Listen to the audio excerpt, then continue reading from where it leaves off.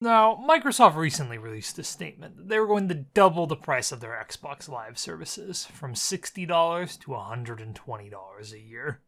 Now, they've already since retracted this statement, but I think it's going to be a topic that comes up again, so I figured I'd give a tiny history lesson on paid-for online play. Disclaimer, this is not a full history of online play, I'm mostly just me making fun of Microsoft. Back when I was but a wee lad, if you were a gamer, you either played on PlayStation or Xbox.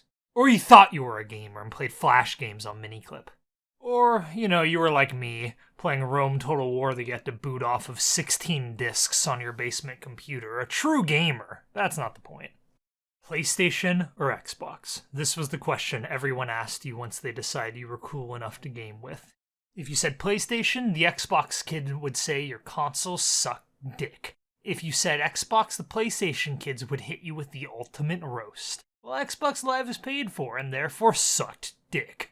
Until PlayStation Network went paid for, now we're all in it. When PlayStation and Xbox went paid to play, make no mistake, everyone knew they were getting scammed. The service didn't get any better to account for the increase in price, but everyone just shut up and dealt with it. You could still play online games for free on the computer, but the reality was that the console was just still too revolutionary. Again, this was back in the time when it was considered odd to see anyone other than kids want to play video games, so imagine making the pitch to mom and dad asking for a PC. They'd go buy you the PC tower, but now you also need a monitor and a keyboard, a mouse. A mouse needs a mouse pad. Where are you gonna put all this stuff, though? Now you need a desk. Monitors sucked back then, so now what you need is some crap headphones from your dad's work or an old crap speaker pair from mom's office with 4 cords coming out the back, plugging all this crap in. Shit's looking like a rigged up bomb. Versus the console, you just plug that thing right into the living room TV and you're good to go. Not only is the pure convenience of a console more appealing, the only thing those parents are looking at is the price tag, so that dream PC setup was never gonna happen anyway. I mean, unless you built a PC yourself. Keep in mind, this was back in the day when I used to throw rocks at my TV dish if the show I liked wasn't on. I didn't get this shit yet. Being tech savvy back then meant you knew how to wield the 5 remotes required to operate the TV. Sorry, back on topic. Microsoft and Sony may have not understood what they had actually done by making multiplayer paid for, but they were about to find out, because now they were in the shits. Cause it's one thing to get booted out of a match in a modded Gary's Mod server, but getting a bad connection on your now paid for premium online service has a far nastier ring to it. Once they attached a monetary value to their product, that product quickly went through the transition of being a luxury to a service to eventually an expectation, thus establishing an industry standard. Now if, Nintendo, just as a random example, decided to come along and try and offer their own paid-for online service, if it didn't already match the newly established industry standard, it wouldn't do well in the adjusted market. Now, this is great for Microsoft and Sony on the surface, because they were at the forefront of the industry, but now this forces them to innovate to stay on top. Or just throw insane amounts of money into the widening hole under them, I guess. We haven't seen the true endgame of this yet, but to give you an idea, look at the state of AAA games. Remember back in the day, if you bought a game, the box didn't have at least one name on it you recognized? It was probably some scuffed mess like Shrek 2 looking over here. How about this for your happily ever after? What's the matter? Not a troll fan? The big guys in the gaming industry built a brand around this consistent quality. They were the trendsetters. The best looking titles on the market were always AAA. And when people heard the name AAA, it was seen as a guarantee that even if the game wasn't amazing, it was at least a competent game. It would run good and wouldn't be too prone to breaking. But now, even though these games' budgets have quadrupled, most of it just goes to freaking Super Bowl ads. I love seeing a cool game during the huddle commercial break just like any other guy, but maybe spend that money on, finishing the game. You can hype the game up all you like, but a couple years of these titles coming out looking like this? And people start to wisen up to the bullshit.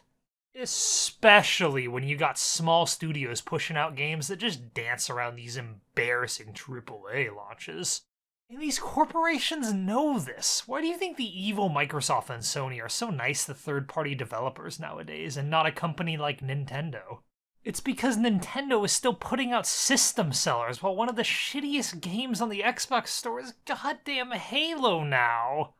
To ease off of the Microsoft and Sony are Satan incarnate angles and contrast these bumblefucks with how Microsoft is currently handling their Game Pass. This is a product that started out pretty mediocre, but as over the course of years worth of work has evolved into a very good product. It blends so well with Microsoft's history of acquiring smaller game development studios, because now you can just slap that studio's titles onto the Game Pass. Some big brain moves of killing two birds with one stone. I mean, I even own it now, and I barely play Xbox anymore, and to be perfectly honest, if they wanted to raise the price, I'd almost be happy to pay for it. But why would I be fine paying more for the Game Pass, but not more for the online services attached to it? Because the order of operations was different. Microsoft and Sony were treating paying for online like you were some investor, paying for the hope that the service will improve in the future. You have to have the product beforehand, already developed and ready, then people will literally be happy to pay for it. This is so freaking obvious, it's just a little sad I'm making a video on it. But this price increase fiasco is just Microsoft trying to pull another fast one.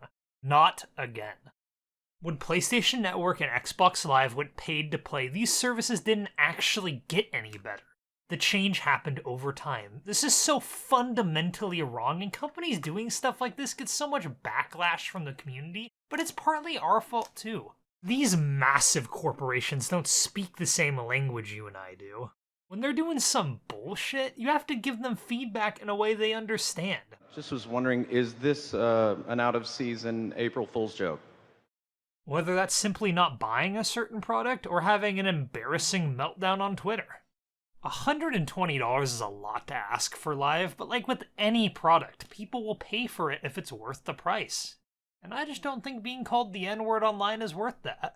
Maybe Microsoft caught a bit of the Apple mentality, hoping their new Series X and their broadening list of features would tie consumers into the Xbone ecosystem. Maybe if they bundled Live, the Game Pass, and gave me a free KFC console, I might have considered $120 Live, but until then, guys, I'll see you all next time. You could have at least tried to ease people into it, Microsoft. Stop full-assing dumb ideas and half-assing good ones.